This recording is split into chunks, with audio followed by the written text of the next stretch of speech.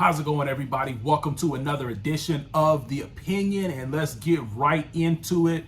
USC is on upset alert this weekend versus Oregon State.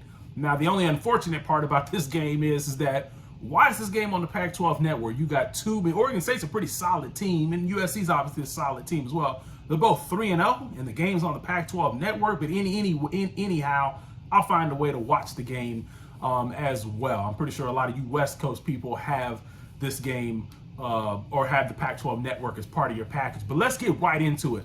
The breakdown of this game for me, I'm looking at a guy like Deshaun Fenwick. This guy is 6'2", 226 pounds. And if Oregon State sticks to the game plan and feeds Deshaun Fenwick 20 to 25 times, I don't see any way how USC can win this game. I think the game will be close. I'll have the score about 38-35, 41-38, somewhere in there. So I think the game is close because USC is going to score some points. They have proven that, especially with Lincoln Riley and Caleb Williams at the helm. The problem, however, with USC is that USC gives up points. And they give up, well, they give up points, but more importantly, they give up yards. Why they haven't really given up more points is because they've been able to turn people over. I think they lead the nation in turnover margin, but at the end of the day, a lot of these turnovers are not forced turnovers. Teams are just not taking care of the ball. And Oregon State is a team so far that has done a pretty good job of taking care of the ball. They've got a guy in their quarterback, Chance Nolan, has been pretty solid. He has 746 yards on the season, 7 touchdowns to 2 interceptions, so not bad. Caleb Williams obviously has outdone him, 8 touchdowns, 0 interceptions as well. I don't even know if USC has even turned the ball over as an offense. So, but I'm not counting on turnovers like the USC faithful is.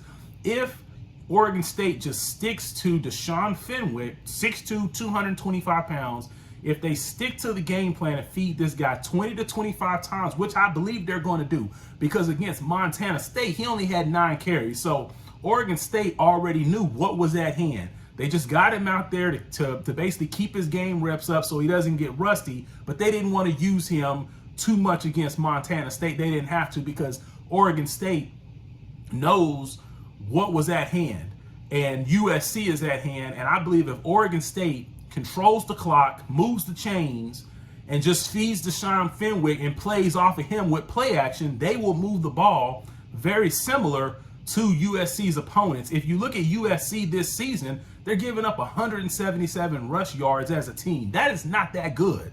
And Oregon State averages 190 yards as a team. So Oregon State averages more yards as a team than what USC is essentially basically giving up and everything as well. So essentially, with that being said, expect Oregon, if USC is giving up 177 and they average 190, those two numbers are pretty close to one another.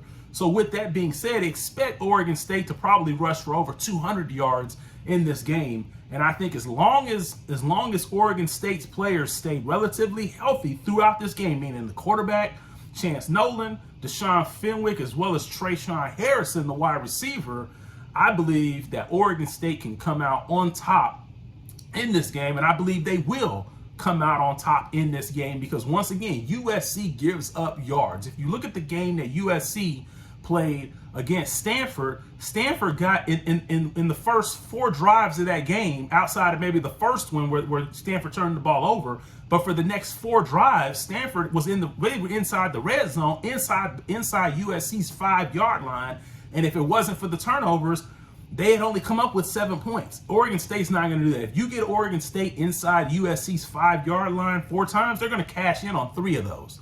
And so with that being said, if Stanford can move the ball, if Fresno can move the ball, then you better believe that Oregon State can move the ball. The X factor of this game, you heard it here first because nobody's going to tell you.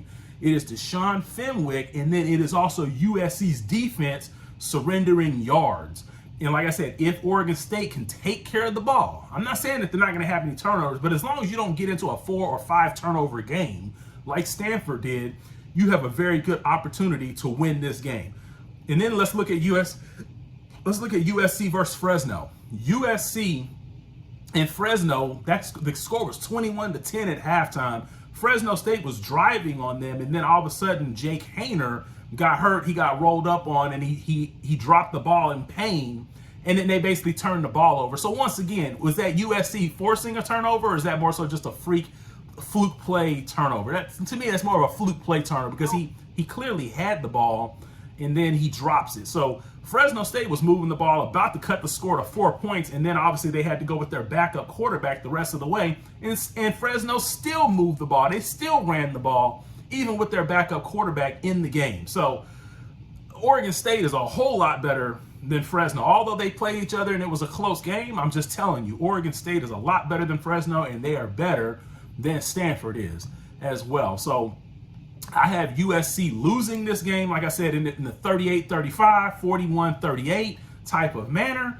And I mean, look, I'm looking at the Stanford stats. Stanford rushed for 221 yards on USC, and I don't think E.J. Smith is as good as Deshaun Fenwick and everything as well. So, and then I also think that Chance Nolan is better than a Stanford's quarterback as well. So that is my breakdown on it. USC is on upset alert, and it's no secret why this is the slimmest point spread margin according to Vegas at 6.5 points. So if you're a betting man out there, definitely take Oregon State, because if USC doesn't cover, Oregon State will, and not only will they cover, they're going to win the game. You heard it here first. I'll be back afterwards.